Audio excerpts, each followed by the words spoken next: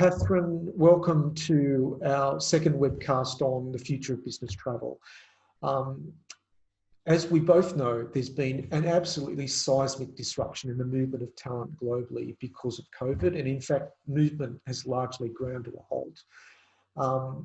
But this, I think, is a timely discussion, given that there are some signs that cross-border movement is starting to reopen. And I think now is an ideal time for business to start to think about the role that business travel plays in its future global workforce program. But having said that, Kathryn, I'd love to be given $1 for every time you and I have had a discussion with employers around business travel. I think there's some important areas that we'd like to share with employers today. But as I've often said, I think the surprising elements of COVID-19 is that, like many other areas of global workforce, it's had the impact of fast-tracking change. And I think business travel is a perfect example of that.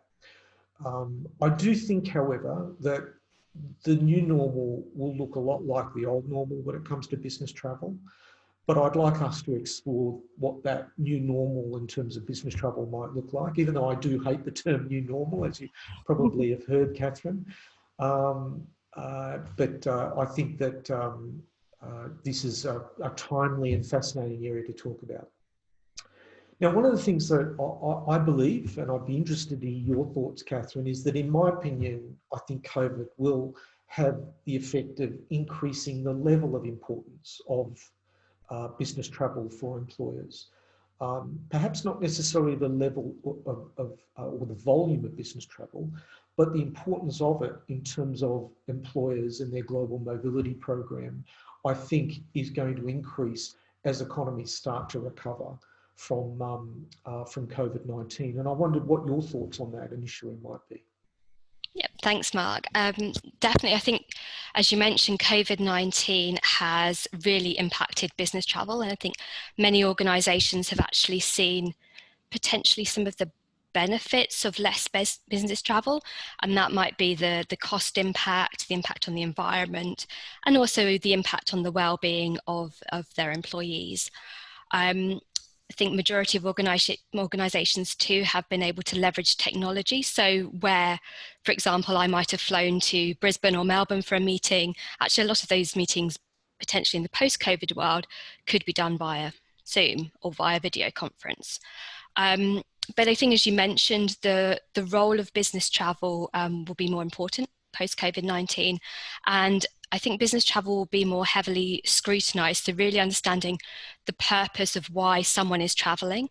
And there's certain purposes that really align themselves to meeting face-to-face. So whether that's collaboration, design thinking, sales meetings, building relationships, managing a team overseas, I think all of those reasons still will align themselves to business travel, but I think there'll be a greater focus on the approval process, definitely the tracking of employees, of making sure that employees are compliant, and that duty of care piece, that if something were to happen again, that the employees and the business are comfortable in what the next steps would be, and that the employees are cared for. So definitely, I think, big focus. It's really enabled organisations to take a step back, and I know a number of companies that I've spoken to are using this as an opportunity to get their ducks in a row, to think about, okay, well, what's our future process, potentially technology and policy for business travel, so that when business travel does start again, it will be with that new process and with a clearer idea of the number of employees and the fact that everyone's being compliant. I think we often focus in our world, Kathryn, on the challenges that employers have in managing their global workforce and mobilising their global workforce. But I think that one of the fascinating byproducts of COVID-19 and the economic recovery that will be driven out as we recover from the pandemic is the challenge that governments are facing. And I think it's really important in the context of business travel that employers find a happy collaborative place to work with host country governments as they design business travel rules and legislation to help drive their local economic growth. And the reason I believe that's really important is that if employers don't have a voice at that policy table, often they'll become a victim of policies, particularly around business or short-term travel, that will be not commercially fit for purpose, that will ultimately impact an employer's business and their pathway to recovery. So finding a strong collaborative voice at the government table, I think, is critical in designing a successful post-COVID business travel program.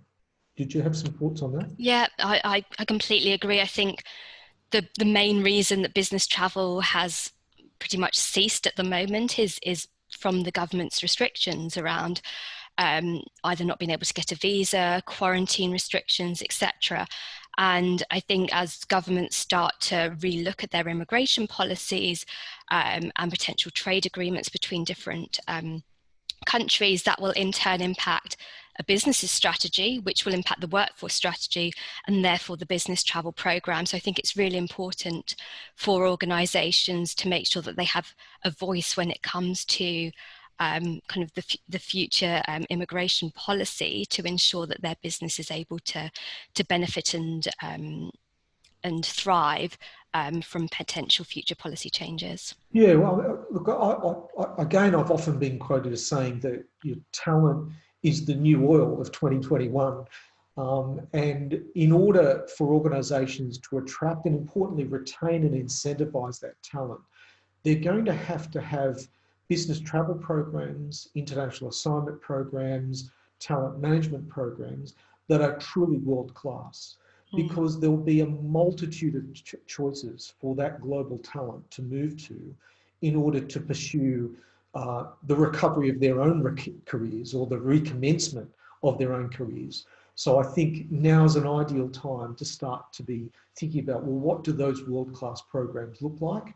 And that's why I think business travel, like many global workforce programs, cannot and should not be looked at in isolation. I agree. So look, with that in mind, Kathryn, there's a couple of things around wider global workforce policy that I think are really important as well. You've touched on some of them already. You know, they include, you know, employer duty of care, which is incredibly important when it comes to business travel. We've often talked about immigration compliance often being front of mind when it comes to business travel compliance, and tax compliance has often been a secondary consideration. I mean, I have a view on that, but I think that duty of care when it comes to immigration compliance is incredibly important, as well as an employee's well-being. I think COVID, one of the byproducts, and frankly, one of the positive byproducts of COVID, is that employee wellness is going to be very much front of mind in virtually every cross-border decision that's made as far as talent is concerned. And I think that plays very much to the robustness and fit for purpose nature of global workforce programs. What do you think?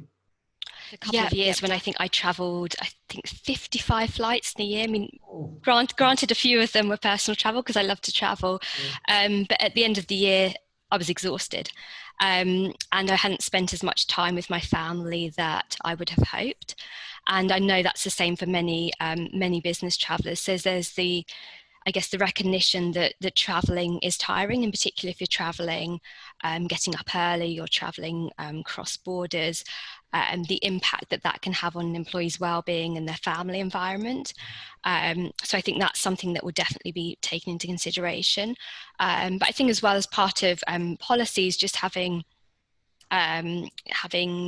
advice and information available to employees as to how can they improve their wellness when traveling, how can they eat healthily, how can they do exercise. And I think the culture of well-being that has started to evolve through COVID-19 and will continue in particular when looking at global workforce and business travel programs, definitely. Yeah, absolutely. Just going back to this interrelationship between government policy and employer policy around business travel. One of the really interesting trends I've noticed in the past week are the governments are starting to think about what the quarantine measures might be in terms of business travellers. At the moment, many countries have an enforced 2-week period of lockdown quarantine before travellers moving into a country are allowed into the wider community. I found it really interesting that governments are now thinking about, well, what are some of the pre-screening measures that they might implement to reduce that level of forced quarantine. So that might be some level of health certification as part of the business travel approval process. It might be an enforced pre-travel health check that's undertaken. And if that's necessary in return for a reduced or totally eliminated period of quarantine, I think that's a positive policy development. So I think it's really interesting how governments are starting to think about, well, what does the post-pandemic world look like as far as that's concerned? Yeah, definitely. I agree, because I think at the moment, one of the main things, obviously apart from the fact that being able to get a visa, but one of the main things that is stopping people from traveling is the forced quarantine. And if I'm going on a 2-day business trip to Singapore, am I as an individual or is my organisation going to want to actually send me for, well, 2 weeks quarantine in particular location, quarantine when I come back? It just doesn't make commercial and business sense. So I think if there is a way around that, or a way to reduce the time in quarantine, that will definitely be beneficial for businesses. I think at the same time, that does mean that there's an extra administration up front before business travel is agreed. So I think gone are the days where people do just jump on the plane. Much more thought has to be put into, okay, what do I need to do from an immigration perspective? What do I need to do from a health or quarantine perspective? What other things do I need to be aware of? How do I make sure that I'm tracked so my employer knows where I am if something does happen?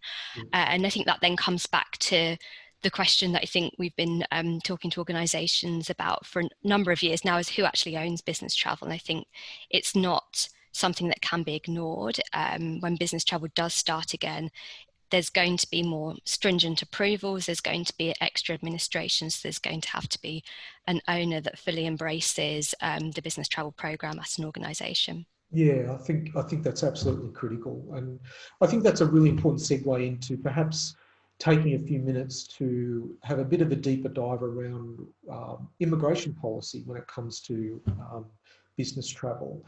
And what I'd like to do, Kathryn, is perhaps cast our mind back to a Deloitte immigration survey that was conducted across the Asia Pacific in 2018. And there were 3 key results out of that survey that I think were important then and are even more important now. And they were that 76% of the respondents at that time believed that their organisation needs to do more to track business travel compliance.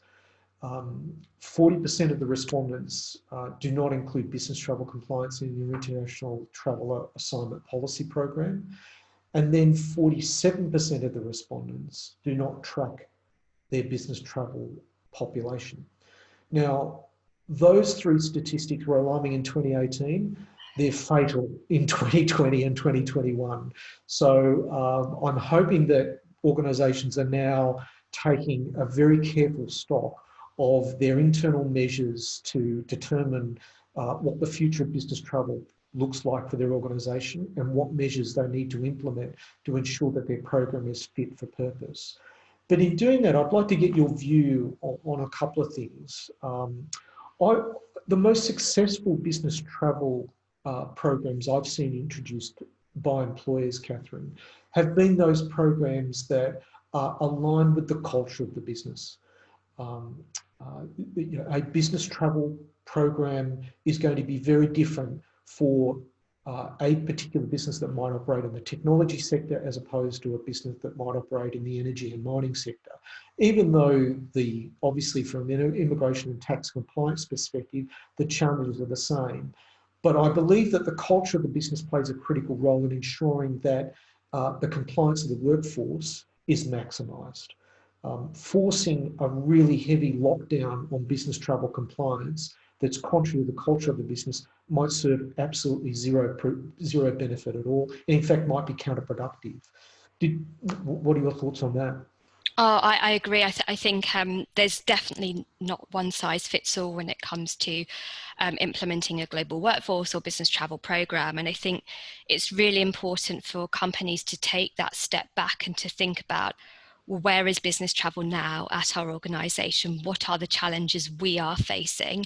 Recognizing that it might be similar to other organizations, but some of them might be quite unique to the culture.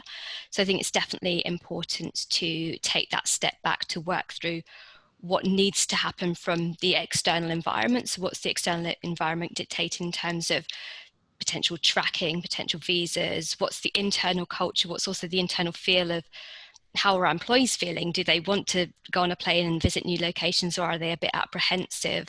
How do we get that right balance? And I think the big thing will then be, how do you communicate potential changes or new processes or new policies to all stakeholders within the organization? So it might be people that are traveling, it might be their business leads, it might be their EAs, it might be their team, but to really have and make sure that communication is really clear and aligned to your culture. And I think there's going to be a huge focus on the employee experience aspect of business travel. So whether that is the technology, whether it is the information at their fingertips, of just really thinking through what do you want that experience to be. Yeah, yeah, absolutely critical. It was critical in 2018, 2019. It's even more so now, I think, Kathryn. And interestingly, we both observed, employee experience being a very heavy focus for employers when they appoint their service providers as well. To what extent can the service provider help to enhance and, I guess, increase the positive response around the employee experience? Um, I say this cautiously, but one of the elephants in the room at the moment, I guess, is the geopolitics of particularly the Asia Pacific region. But I think it's no less relevant globally as well. And it's important. I think it's not only important; it's impossible to disconnect geopolitics when we talk about business travel movement. One of the things that I believe will clearly happen as a result of COVID and as economies start to reopen after the pandemic is that there will be a reshaping of supply chains. There will be a shifting of talent hubs from traditional locations to some emerging locations. And I think that's probably best exemplified in the Asia Pacific region. I think that's going to have an important role when it comes to business travel as well. And I wondered what your thoughts on that are, Kathryn. I agree, definitely. I think as we've mentioned, that you can create the right program, you can create the right processes, the right policy, the right experience for your employees. But at the end of the day, the reason that none of us are traveling at the moment is because the governments have got certain restrictions in place or are rethinking certain immigration policies. And as governments start to think through what their future policies might be, there's going to be that that focus on the benefit to their own economies. And I think that in turn will impact a business strategy. Do they want to set up a hub in a particular location? Do they want to focus more on another location? How do you enable flow of people movement between particular countries? So I think it's something that definitely can't be ignored. It will shape the business strategy and therefore shape the immigration and workforce strategy as well, definitely. And I think connected to that, Kathryn, is the evolving important role that trade agreements will play in terms of the short and longer term movement of talent between trading nations.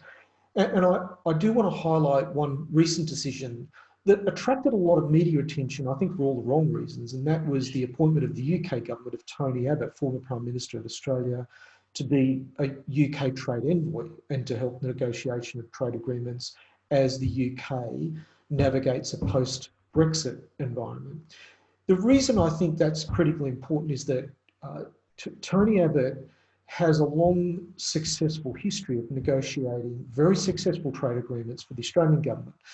A couple of those include those with Japan, with China, as well as with South Korea, amongst others. And I think that for me, that was a really critical window of the emerging importance that trade agreements will play with the freedom of movement of talent amongst emerging nations as countries start to drive their economic growth. And I think trade agreements are going to become almost like a component part of the cross-border movement of people into the future, much more so than they have been in the past. And I think that highlights too the importance of strategic immigration in a workforce strategy, and also the point around being more purpose driven with business travel, because if there's certain criteria that needs to be met to allow someone to travel from one location to another, it needs to be for the right reasons, to align to potential immigration policies, but also from a business perspective. And I think it all comes back to whatever approach is put in place or programs put in place, it needs to be agile because things are constantly changing. Organizations might have the ability to enter into discussions with government to potentially influence policy changes, but their program needs to be agile so that they are able to move and flex as things change, because it's not going to suddenly be 1st of December, everyone in the world can travel to all different locations. It's going to be much more staggered. So I think that's something organizations need to consider as well. How do you make sure that it's agile and flexible? Yeah. So we've covered a lot of territory in this discussion, Kathryn, and I think that's the nature of the beast, isn't it? The subject area is very dynamic. Keep on going forever. in a very dynamic time. So what we might do is just summarise what we believe are some of the key takeaways for employers to think about. In my mind, top of the list, as lame as it might sound, I think it's really important now to determine which area of the business owns business travellers. Somebody, rather than business travellers being the orphan of the global mobility population, more so now than ever, it needs to be owned, and therefore it has a home within an organisation, and that will promote good policy levers to ensure compliance and talent attraction and retention in the future. Secondly, what role does business travel play in my business now and into the future? Even though there's little or no business travel taking place at the moment, I think our discussion highlights that we both believe that business travel will be an important part of cross-border movement and economic recovery for both business and local economies in the future. So with that in mind, what role does business travel play within an organisation? And I think, one of the key takeaways I get from your discussion, Kathryn, is that, really important that be built into a policy framework. And even if a policy framework currently exists, is it still fit for purpose in the future? And then finally, one of the things that I thought were important that we've discussed today was around to what extent would I be confident in my business that my existing systems provide me with the level of visibility that I need to manage this area of business, and that it is aligned with the culture of my business. And whilst there's little or no business movement at the moment, this is an ideal time to really do that stock take and refresh those systems. Definitely agree with all 3 points. I think it's definitely around systems, but also processes, communications, really using this as an opportunity to take that step back, to recognize the challenges that you as an organization might have had with business travel in the past might still be there, but chances are that they will be different, and to work through what that agile approach might look like. So ensuring that the policy has the right information with regard to compliance, duty of care, employee experience, emergency protocols, that you have a process in place to track where your business travellers are, that you know what steps need to happen when a business travel initiation does happen. And I think it's really important to embed business travel as part of your broader workforce strategy, but I keep coming back to that part of needing to be agile as things constantly change. Whatever needs to be developed has to be agile enough that it's I guess, ready for future changes that might happen externally and internally in the organisation. Absolutely. Thank you so much, Kathryn. It's been an absolute delight to share these insights with you. We'll look forward to sharing more of our insights in future webcasts. But thank you. Thank you, Mark.